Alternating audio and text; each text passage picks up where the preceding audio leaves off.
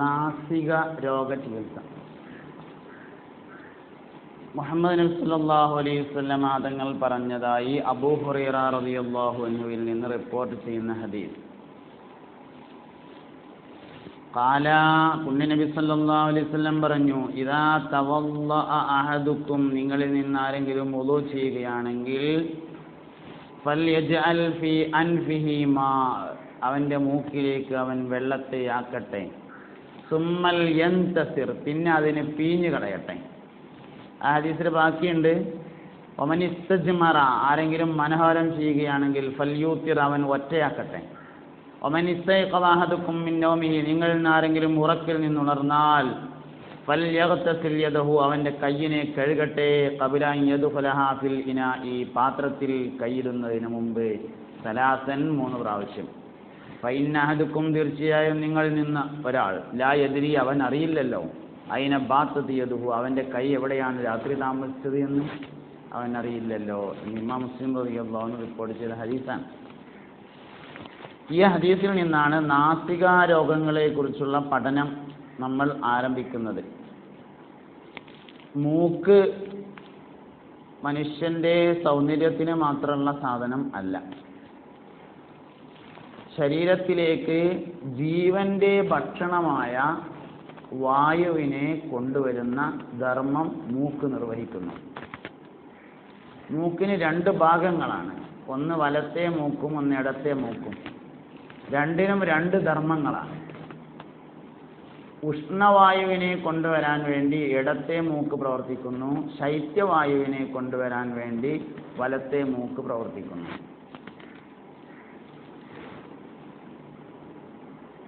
രണ്ടും സമ്മിശ്രമായി കൊണ്ടുവരും മൂക്കിൽ വെള്ളം കയറ്റി ചീറ്റുന്നതിലൂടെ.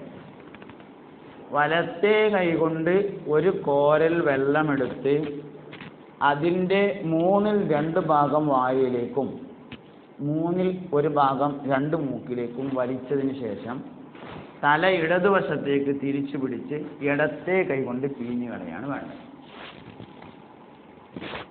അങ്ങനെയാണ് വേണ്ടത്. 5 നേരം 3 പ്രാവശ്യം ഇങ്ങനെ ഒരാൾ ചെയ്താൽ മൂക്ക് കാരണമായി ഉണ്ടാകുന്ന തല, ശ്വാസകോശം, തൊണ്ട തുടങ്ങി എല്ലാ വസ്തുക്കളുടെയും അസുഖങ്ങൾ മാറിപ്പോകും. ശുദ്ധമായ വെള്ളമായിരിക്കണം മൂക്കിൽ വലിക്കുന്നത് എന്ന് മാത്രം. ഒന്ന്, അല്പം വലിച്ച് പരിശീലിക്കാത്തവർക്ക് ബുദ്ധിമുട്ടുള്ള ഒരു അമൽ കൂടിയാണ് ഇത്. മൂക്കിൽ വെള്ളം കയറ്റിയാൽ പരിശീലനം ഇല്ലെങ്കിൽ ക്ലച്ച് വന്ന് കാലെടുത്ത മാതിരിയാണ്ട് ഓഫാവും, അവൻ മേലക്കട് പോകും. അങ്ങനെയാണ് അത്. ട്രെയിനിങ് ഇല്ലെങ്കിൽ പറ്റില്ലല്ലോ, കയറ്റത്തിലാണെങ്കിൽ പ്രത്യേകിച്ചും പറ്റില്ല. എന്ന മാതിരി പരിശീലിച്ച് ചെയ്യേണ്ട ഒരു കാര്യമാണ് മൂക്കിൽ വെള്ളം കയറ്റാണ്. പരിശീലനം കിട്ടിയാൽ ഒരു കോരൽ വെള്ളം ഒന്നിച്ച് വലിച്ചാലും മേലക്ക് പോവില്ല, അതൊരു പരിധി വരെ പോവുള്ളൂ. അത് പരിശീലിച്ച് ചെയ്യാൻ മേലക്കും പോയി എഴുതിയിട്ട് പ്രശ്നമൊന്നുമില്ല. മൂക്കിൽ വെള്ളം കയറ്റി ചീറ്റൽ വളരെ പ്രധാനപ്പെട്ട ഒരു ഇബാദത്താണ്. മാത്രമല്ല ഒരുപാട് അസുഖങ്ങൾക്ക് അത് ശമനവുമാകും.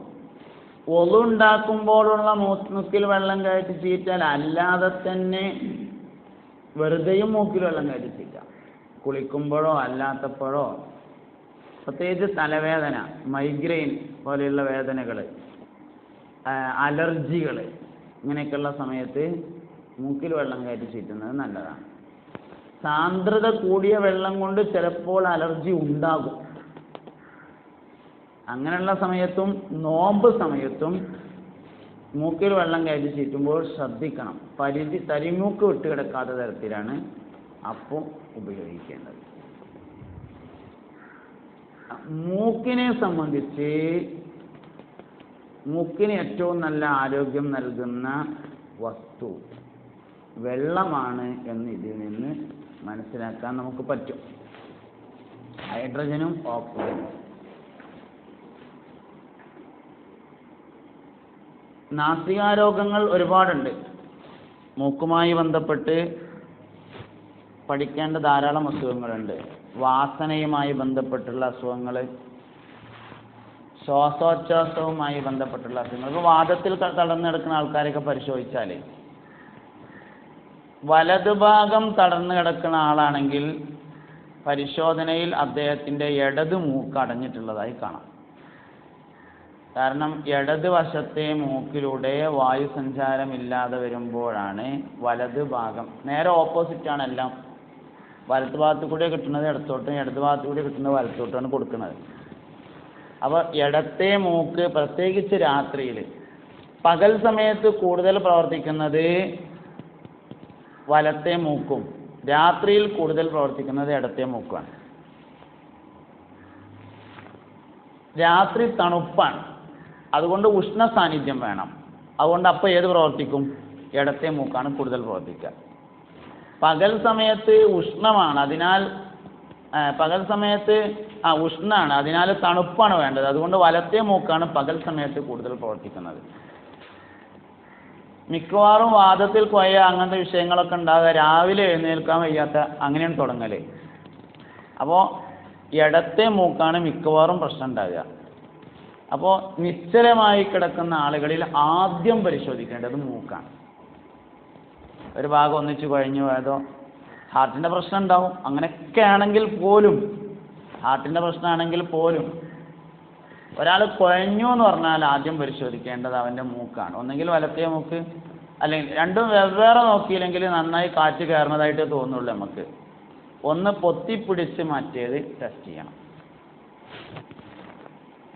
ഏതെങ്കിലും ഒരു ഭാഗത്ത്, വലത് ഭാഗത്തോ ഇടത് ഭാഗത്തോ സ്വാധീനം കുറഞ്ഞു വരുന്നതായി സ്വന്തമായിട്ട് നമുക്ക് തോന്നുകയാണെങ്കിൽ, ഇടതുവശത്ത് സ്വാധീനം കുറഞ്ഞു വരുന്നുവെങ്കിൽ ഇടത്തെ മൂക്ക് പൊത്തിപ്പിടിച്ച് വലത്തേതിലൂടെ കൂടുതൽ ശ്വാസം വലിക്കാൻ വേണ്ടി ശ്രദ്ധിക്കണം. ഇടത്തെ പൊത്തിയിട്ട് വലത്തേതിലൂടെ, പ്രത്യേകിച്ച് പകൽ സമയത്ത്.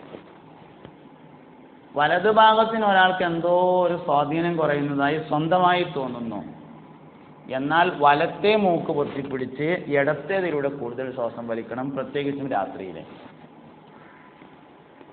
അങ്ങനെ മൂക്ക് കേന്ദ്രീകരിച്ച് ശരീരത്തിൻ്റെ മൊത്തം അസുഖങ്ങളെ വിലയിരുത്താൻ കഴിയും.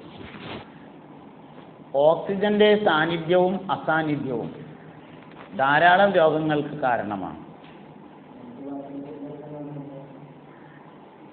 ഇടത് ഭാഗത്തേക്ക് ചെരിഞ്ഞു കിടക്കണം എന്ന് പറഞ്ഞത് വലത് ഭാഗത്ത്, പിന്നെ അതിൽ ധാരാളം ഉണ്ട്. അതായത് നമ്മളെ ശരീരത്തിലെ പ്രധാനപ്പെട്ട അവയവങ്ങളൊക്കെ പിന്നെ ഇടതുവശത്തുണ്ട്.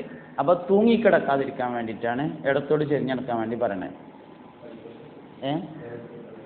അല്ല, പിന്നെ വലത്തോട്ട് ഹാർട്ട് പോലെയുള്ള ലങ്സ് പോലെയുള്ള സാധനങ്ങളൊക്കെ ഭദ്രമായി ഇരിക്കാൻ വേണ്ടിയിട്ടാണ് അങ്ങനെ പറഞ്ഞത്.